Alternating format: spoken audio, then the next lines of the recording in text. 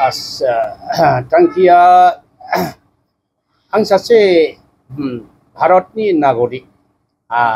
जोंहा नागरिक जानोब्ला माखासे बिराद गोनां खामानि थायो दा बेखौ जोंहा मावनांगौ माने पलिटिकेला जाते बेनि गेजेरजों समाजखौ जोङो बायदि रोखोम मोजां लामाथिं जों लांनो हायो ओमफ्राय ओरैबाबो रिटायार जाबाय जुनियाव ओरैनो थं थं उजिनानैल' ओरैनो थैनानै थांगारबा आरो खामानियाव फैयो जों रिटायार्ड मानसिफ्रा मा जायो उन्दुनानै सेनसे थाल्ला थानांगौ जायो माने बरिं जायो बेराम आजार जायो बिनि बदलै जों सम मोननैयाव रोंगौथि एसे एनै दङब्ला जोङो मानसिनि मोजां मावनो हायो आरोखि आङो कंग्रेसखौ मोजां मोननायनि थांखिया जादों आं बहाय जेबो माबा गाज्रि थांखि लाना आं बहाय फैयाखै आं जादों with the people of India for the people of India by the people of India जों बेखौ मिन्थिगौ आरोखि भारतखौ जों रैखा खालामबा जों मानसिनि थ्रुयै जों रैखा खालामनांगौ जों बाय गाज्रिखौ जोङो प्रटेक्ट होनांगौ आरोखि बेनिफ्राय आङो नुदों ओमफ्राय मोनसेया जादों आं जायखौ मोजां मोनो आं बेखौनो मोजां मोनो भगबाननि बे मोनसे फिलसफिखा अर्जुन फंबाया आंखौ थैनो बायदि मोजां मोनो आवगायनिफ्रायनो दिनैसिमबो आंखौ बेबायदि सनमान होनाय बेबायदि रावबो बरायाखैबो आरो आद्र मोननायनि सिगांबो बे आंखौ बरायदों आरो ओमफ्राय मोनसेया जादों आङो बे अर्जुन फंबाय बुंनाय बायदिनो आं दा आङो आन्डार पेटिकट जिनिसखौ आं बारा मोजां मोना आन्डार पेटिकट सर्टकाट आरो बे गेन्जि गस्ला बेफोर गोलोमदैखौ माबा सेभ खालामनो थाखाय माखासे मानसिफ्रा गानो आरो पेटिकटखौबो बिदिनो बिराद गाज्रि जिनिसखौसो गानो आरो बेफोरो बे जों सरकारखौ आं नुबाय जोंना BPF सरकाराबो बे आन्डार पेटिकटआनो आरो नैबे दानि जा सरकार बे गेन्जि गस्लायानो दा बेफोरो मा बेहाय बे एक्सुवेलि मानसिनि एक्सुवेलि जेबो मोजां मावनो हाया कंग्रेसआ जोंना फ्रिडम फाइटारखा आवगायनिफ्रायनो बिनि गेजेरजोंनो हिसाब गैयै फ्रिडम फाइटार थैनानै थांबाय गासिबो नों दिल्ली स्टमफोराव गासिबो नायजोबबा गासिबोनो कंग्रेसनि नुजोबगोन दा बर्तमान जा फैदों बिसोर जादों बे बिफाया गालांनाय सम्पतिखौ जानो लुथुर पुथुर खालामनानै सेख'लायनानै जानो फैनाय बायदि जायो नालाय दा बिसोरो बिफाफ्रा सोरजिना गालांबाय दानो फिसालाफ्रा सेख'लायनानै जानायसो आरो बेबायदि औ आं मथ'रफोर आङो बेनि गेजेरजों कंग्रेसनि गेजेरजोंबो मोनफ्रोमबो हारिनि मोजां खामानि मावजायो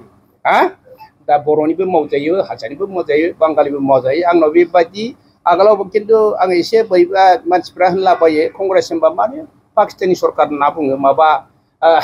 नेगेटिभ सेन्स लाजोबो आरोखि नाथाय आं अर्जुन फंबायनि लेक्सारनिफ्राय खोनाबाय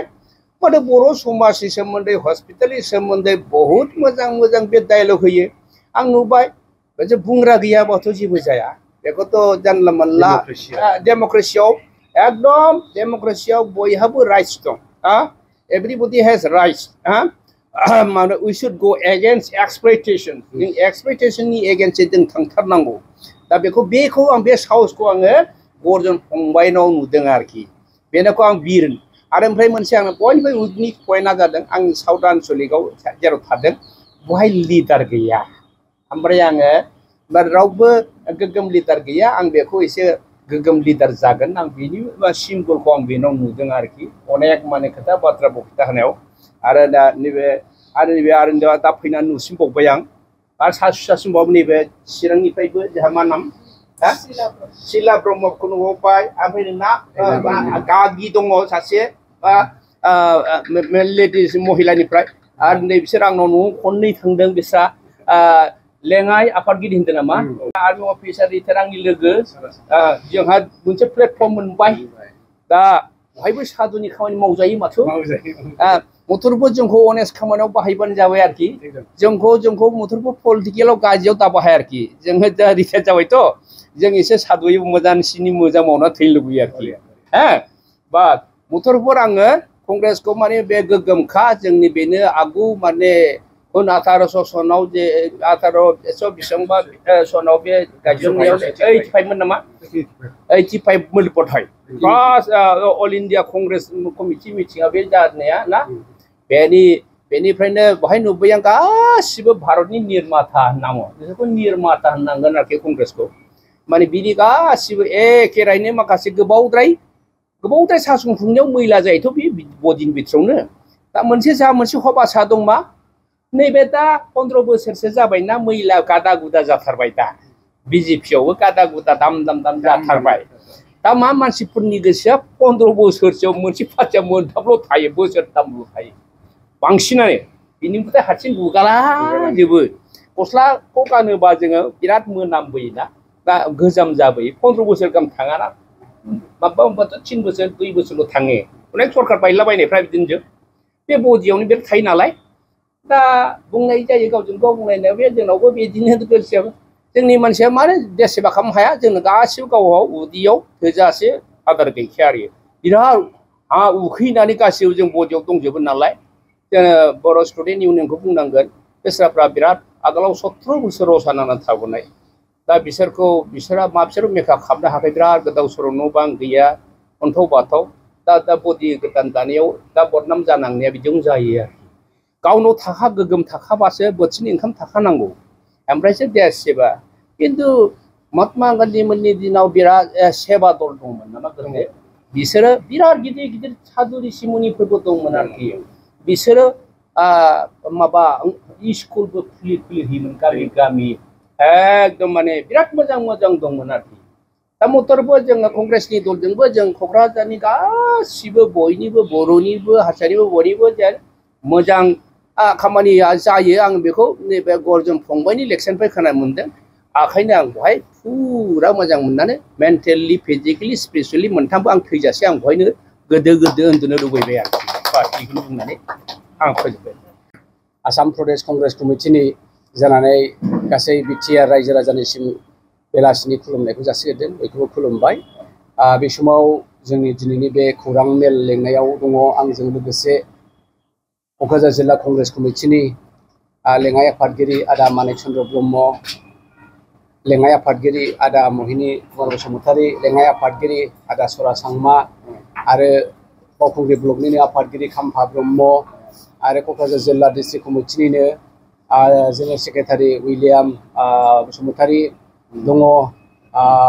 कंग्रेसनि ज्येष्ठ नेता आदा प्रबिन कुमार बसुमतारी दङ चिरां जिल्ला महिला कंग्रेस कमिटिनि आफादगिरि शीला नार्जारी आरो दङ कंग्रेसनि आगुनि ज्येष्ठ नेता रिना ब्रह्म आरो दिनै गोदानै मोननो हानाय आल्ला बसुमतारी नाराबारि गामिनि दिनै बियो बेनिखायनो जोबोद मोजां खौरां आं दहाय होनखानाय बायदि जे आदा आल्ला बसुमतारीया गावनि लाइमोन जौगाफुनाय समनिफ्रायनो समाजजों लोब्बा थाबोनाय एबसुजों लोब्बा थाबोनाय बर' साहित्य सभानि सेन्ट्रेल कमिटियाव थानानै हाबा मावबोनाय थुनलाइयावबो थाबोनाय मोनफ्रोमबो बर'नि मेजर आफाद आरो एमप्लयमेन्ट डिपार्टमेन्टआव थाबोनाय स्टुडेन्ट इउनियनाव थाबोनाय आरो मोनसे समाव बिथाङा बे क'क्राझार हायार सेकेन्डारि स्कुलनि जेसेबां भेन्सार मास्टारफोर दङ प्रथम इतिहासिक आसामाव बांसिन बर' मिडियामाव मास्टार नांगौ होननानै आन्दलन खालामनानै साख्रि सोजेननाय बे आल्ला बसुमतारीया दा बेखाय बिथाङा जोंनि बे बिटिआर हालामाव जोंनि रिजनेल दल आनसलिक दं बिपिएफ दङ बिटिआर माबा इउपिपिएल दङ बेफोर गासैखौबो बिथाङा नेवसिनानै दिनै कंग्रेसआव हाबनायनि निस्सय गावहा मोनसे खारन दङ बिथाङा गावनो बेखौ बुंनानै लागोन दा आं बुंनो नागिरनाय बाथ्राया बेनो रायजो राजाफोर नंगौ नाय दिनै आदा मानिक चन्द्र बसुमतारीयाबो भेटेरान अफिसारमोन बिथाङा आदा प्रबिन बसुमतारीयाबो भेटेरान गाबोन समफोर रिटायार्ड जागोन बिथाङाबो अफिसार आदायाबो एडुकेसन डिपार्टमेन्टआव सिनियर एसिस्टेन्ट महरै मावबोनाय सासे अफिसार बिथाङाबो भेटेरान आदा सरा सांमायाबो आर्मि अफिसार रिटायार्ड भेटेरान आदा महिनी बसुमतारी आर्मि अफिसार रिटायार्ड भेटेरान दा बे जाहैबाय दिनैनि दिनाव रायजो राजानि चइस जे इन्डियान नेशनेल कंग्रेसखौ मानो बजबनानै लादों खारना खोब सिम्पोल गोबाङा जोंखौ होनो आंखौ एखमबा कमेन्टआव खोब रायहरो गर्जन दाउलेब बिपिएफआव दङ मानो बिपिएफआव हाबाखै इउपिपिएल दङ नोंथाङा आन्दलन खालामोन मानो हाबाखै दा बाथ्राया जाहैबाय आं बिपिएफआव हाबोबा संख्रि सेरसेनि दामखौबो आं खमायनो हाया आं इउपिपिएलआव हाबोबा गेस टेंकि मोनसेनि दामखौबो आं खमायनो हाया मानसिया संसार जानायाव रायजो जानायाव मस्ट इसेन्सियेल बुस्थुफोरजों लोब्बा थानाय बेखौहाय सोलाय सोल' खालामनो हानाय गभर्नमेन्टआव थायाब्ला जोंहा जेबो लाब जाया दा बेखायनो बिजेपिनि अनगायै इन्डियान नेशनेल कंग्रेसआल' मोनसे दोलो जे स्टेटआव एबार 26आव गभर्नमेन्ट फैयोब्ला जोङो बे बिटिसिआव आसामाव गोबां सोलाय सोल' लाबोनो हागोन रायजो राजानि मोजांखौ मावनो हागोन आरो 2029आव जुदि कंग्रेसआ फैयोबा राहुल गान्धीनि नेतृत्वआव जुदि राहुल गान्धीया प्राइम मिनिस्टार जायोबा नोंथांमोना नुगोन जे एबार जोङो भारतबर्षआव माबायदि जौगानायखौ लाबोगोन दा बेफोर गासैखौबो सानै हयै साननानै बे भेटेरान बिथांमोना दिनै रिटायार्ड पार्सनेलिटि बिथांमोना दिनै सानस्रि गोनां गोग्गोम गोसोजों बिथांमोना कंग्रेसआव फैबाय आरो कंग्रेसनि जानानै बर' रायजो राजाखौ बे बिटिआर बासिखौहाय आसाम रायजो सिबिनो थाखाय आवगायबोदों दा बेखायनो आङो दिनैहाय बे समावहाय आं आरो गोबां बुंलिया फंसे फंनै आदा आल्ला बसुमतारिया बिथाङा दिनै गावनो कंग्रेसआव फैनायनि जाहोनखौ आरो रायजो राजानो मोजां सानस्रि मा उइस खालामदों बेखौ गावनो बुंथोंसै आदा आल्ला এটা ভাল ঘোষণা বঙাইগাঁও মেডিটেক এলাইট হেল্থ ইনষ্টিটিউটৰ 2025 আৰু 26 বছৰৰ DMLT laboratory technician X-ray and imaging technician ECG technician pharmacy assistant dental hygienist emergency technician আৰু নাৰ্ছিং কেয়াৰ এছিষ্টেণ্ট কোৰ্চৰ নাম ভৰ্তি কৰাটো এতিয়া চলি আছে নাম ভৰ্তি কৰা বিষয়ৰ বাবে জানিবলৈ ব্যক্তিসকলে 9395558676 নম্বৰত যোগাযোগ কৰিব পাৰিব मोनसे गोजोनथाव फोसावथाय बङाइगाव मेडिटेक एलाइट हेल्थ इन्स्टिट्यूटआव इंराजि बोसोर 2025-26 मायथाइनि थाखाय DMLT laboratory technician X-ray and imaging technician ECG technician pharmacy assistant dental hygienist emergency technician आरो नार्सिं केयार एसिस्टेंट कोर्सनि मुं थिसननाया सोलिगासिनो दङ मुं थिसननायनि सोमोन्दै सुलाद लानो थाखाय 9395558676 नाम्बाराव फोनांजाब खालामनो हागोन।